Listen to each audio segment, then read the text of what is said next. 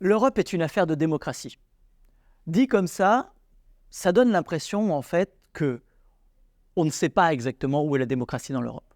Il y a de façon persistante un déficit démocratique. Alors, en fait, au regard de la science politique, il n'y a pas de déficit démocratique. Si on regarde très clairement et très froidement les institutions, eh bien, la représentation des citoyens se fait à deux niveaux et elle est parfaitement démocratique. Elle se fait au niveau du Conseil de l'Union européenne, qui est en fait des ministres de gouvernement qui ont tous été démocratiquement élus dans leurs États respectifs, selon des procédures qui sont démocratiques, et personne ne viendrait considérer, même s'ils ont été nommés par le Premier ministre ou nommés par le Président de la République, qu'ils sont non démocratiques et non légitimes. Donc de ce côté-là, la représentation des citoyens, elle existe. De l'autre côté, on a un Parlement européen qui a été élu directement par les citoyens. Quoi de plus démocratique qu'une chambre élue directement par les citoyens? Donc le problème du déficit démocratique n'est pas un problème de science politique. C'est un problème politique tout court. C'est un problème en fait de ressenti. C'est un problème de légitimité. Quelle est la légitimité de l'échelon européen?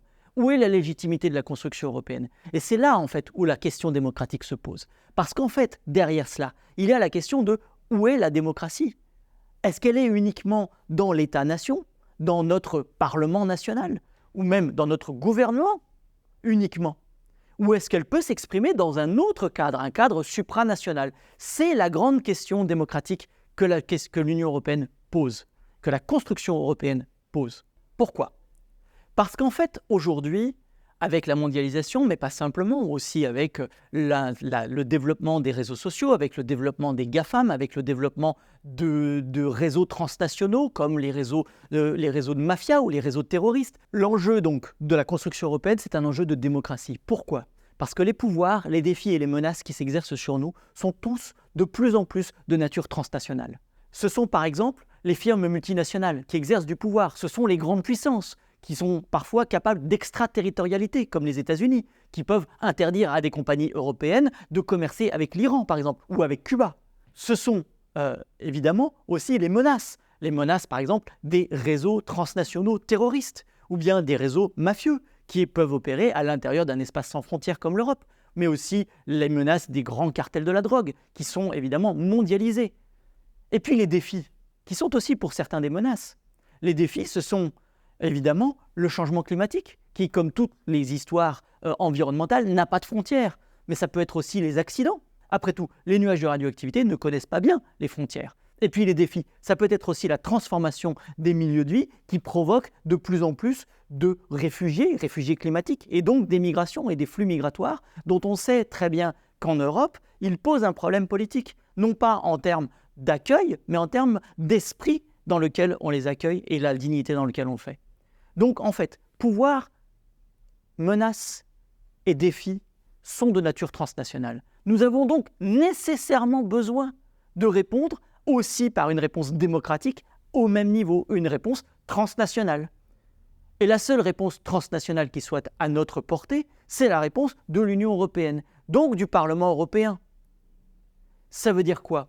Ça veut dire que nous devons en fait, par la coopération et par la vision démocratique portée par différentes familles politiques qui cherchent en fait à définir un intérêt général européen, nous avons la possibilité de trouver les leviers pour répondre justement aux défis climatiques, pour répondre à la menace terroriste, pour répondre au pouvoir extraterritorial des États-Unis ou à la puissance chinoise.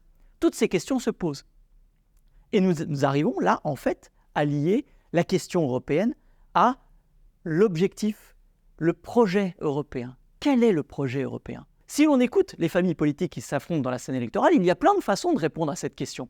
Ça peut être un projet de coopération entre des gouvernements qui sont unis, ou en tout cas qui sont alliés. Ça peut être aussi, comme on l'entend très souvent, ça peut être une question de taille dans la mondialisation. Être suffisamment fort, suffisamment puissant, suffisamment riche pour pouvoir répondre aux défis que représente la puissance chinoise, ou bien à la rivalité constante que représente l'alliance avec les États-Unis, qui considèrent que l'Europe, c'est bien lorsqu'ils sont alignés sur Washington, mais qu'il ne faudrait quand même pas qu'ils deviennent un peu trop indépendants. Il y a encore une troisième possibilité de voir l'Europe. On peut aussi considérer que l'Europe, c'est le lieu où va s'écrire le prochain chapitre de la démocratie. Nous avons tous connu, vécu et reçu des droits politiques fondamentaux, civils, sociaux, dans un cadre historique très précis, qui est le strict cadre de l'État-nation. Tous ces droits résultent en fait de notre histoire politique nationale, de nos rapports de force, de nos crises, de nos grèves, de nos guerres, de nos changements de constitution.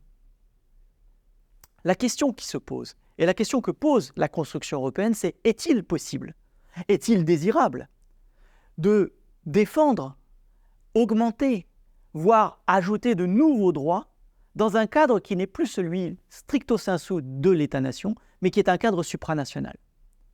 La réponse est, au début, en partie, oui.